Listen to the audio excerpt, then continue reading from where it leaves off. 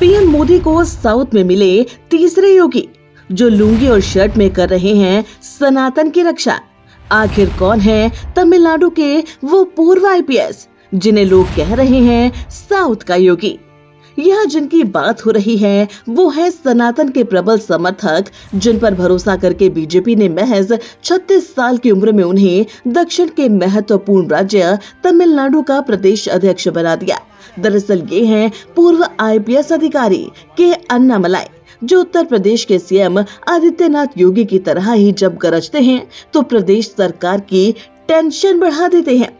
राज्य की जनता के चहेते के अन्नामलाई सनातन धर्म का कितना सम्मान करते हैं, ये उन्होंने राज्य सरकार में मंत्री उदयनिधि स्टालिन के बयान पर करारा प्रहार करके बता दिया कि अगर सनातन से टकराओगे तो चूर चूर हो जाओगे। When you say that you are here to abolish certain ills of Sanatana Dharma and to promote equality, it is like Satan talking about Vedas to the God. So please don't get into that territory, sir. That is my humble submission to you. Also, sir, you mentioned that DMK as a party is very progressive. Anyone who's looking at your cabinet, current cabinet now, out of 35 ministers, 3 ministers are from the SC community. 2 women ministers. Do you call this as progressive? Less than 10%. And all the brothers and sisters who have come from the SC community, you have given some minor portfolios to them, insignificant portfolios. वैसे के अन्नामलाई कितने हिंदूवादी हैं, वो कथनी में ही नहीं बल्कि उनकी करनी में भी झलकता है, जो बीते दिनों राज्य की पदयात्रा पर निकले हैं, जिसका आधार ही हिंदुत्व है। दरअसल तमिलनाडु एक ऐसा राज्य है जहां तमिल अस्मिता को ही प्रमुखता दी जाती है। सूबे की तमाम पार्टियों ने तमिल अस्मिता के सहारे ही राज्य में अपनी पकड़ मजबूत कर रखी है और राज्य में क्षेत्रवाद की लकीर खींचकर राष्ट्रीय पार्टियों को हमेशा दूर रखा है। लेकिन बीजेपी के युवा नेता और पार्टी के प्रदेश अध्यक्ष के अन्नामलाई अपनी इस पदयात्रा के बहाने तमिल अस्मिता, राष्ट्रवाद और हिंदूवाद को एक साथ लाने की कोशिश में जुटे हैं।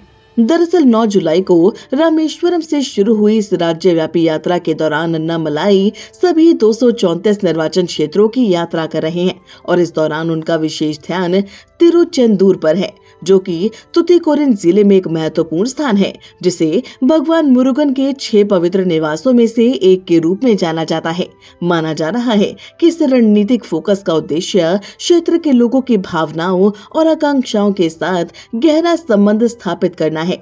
तमिलनाडु की सांस्कृतिक और आध्यात्मिक विरासत को स्वीकार करके अन्नामलाई स्थानीय आबादी का विश्वास और समर्थन हासिल करना चाहते हैं, न केवल तमिलनाडु में बल्कि तेलंगाना और कर्नाटक जैसे पड़ोसी राज्यों में भी भाजपा की संभावनाओं को बल मिलता है। मीडिया रिपोर्ट्स की माने तो कि अन्नामलाई की पदयात्रा को लोगों का काफी समर्थन मिल रहा है। वो जहां भी जाते हैं, महिलाएं हो या पुरुष, बच्चे हो या बुजुर्ग, सभी उनके स्वागत में आ जाते हैं। इतना ही नहीं, जहां कई लोग उनकी आरती उतारते हैं तो वहीं मंदिर और मठों के लोग भी उनका साथ दे रहे हैं। अन्नामलाई तमिलनाडु में सनातन का मान ऊंचा करने की हर मुमकिन कोशिश कर रहे हैं। अन्नामलाई उत्तर प्रदेश के सीएम आदित्यनाथ योगी की तरह ही अपने विरोधियों को घेरते हैं। भ्रष्टाचार के मुद्दे को उन्होंने जिस तरह से उठाया है, उसने सूबे की डीएमके सरकार के साथ साथ बीजेपी की ही सहयोगी पार्टी एआईडीएमके की परेशानी भी बढ़ा रखी है। राज्य में अन्नामलाई का सिर्फ एक ही लक्ष्य है और वो है बीजेपी को मजबूती देना, और इसके लिए बीजेपी के अध्यक्ष जहां पदयात्रा के सहारे पार्टी की नैया पार लगाने की कोशिश में जुटे हैं, तो वहीं उन्हीं का ही आइडिया है कि तमिलनाडु की किसी सीट से पीएम मोदी को चुनावी मैदान में उतारा जाए, जिससे इसका सीधा फायदा पार्टी को मिल सके।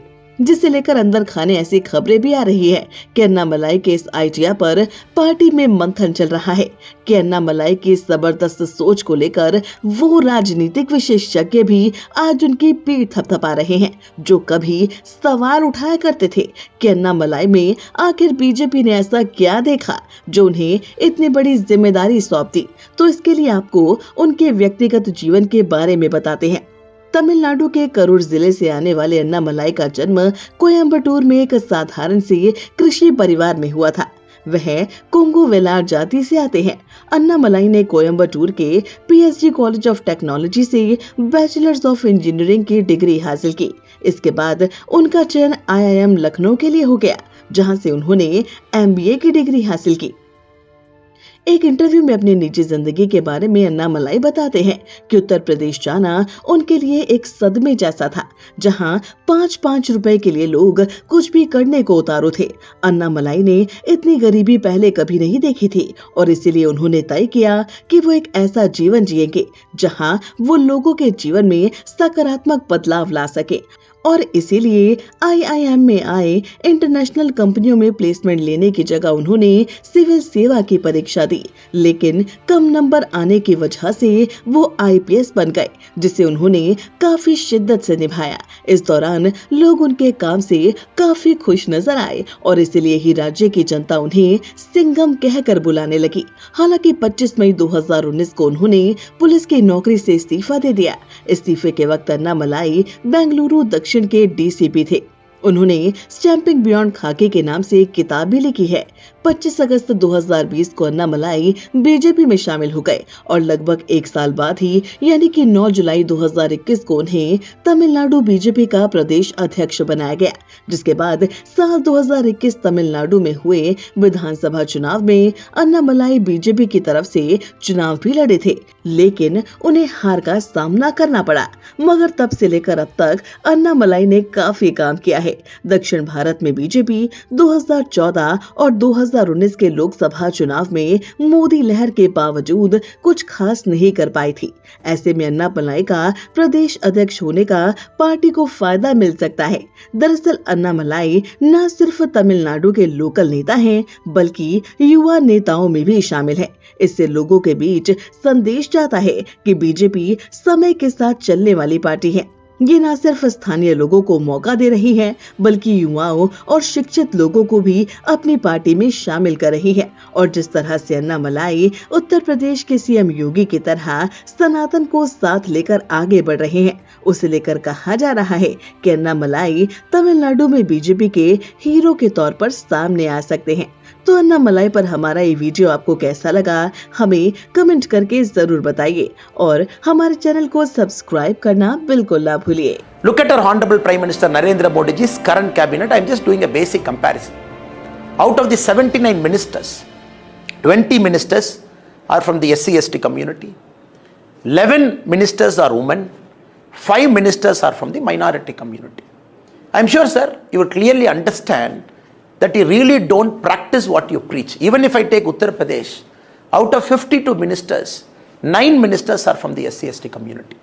So you don't give them political rights, you don't give them political powers, then what are you talking about improving the standards of the oppressed community? Again, I would like to bring certain things for your recall, sir. In Tirunelveli, when the Manjolai tea workers protested, when they were brutally killed because of the police action, when they jumped into the Tamarabarani river, close to 17 people got killed, including a month-old child. When the action was sought against the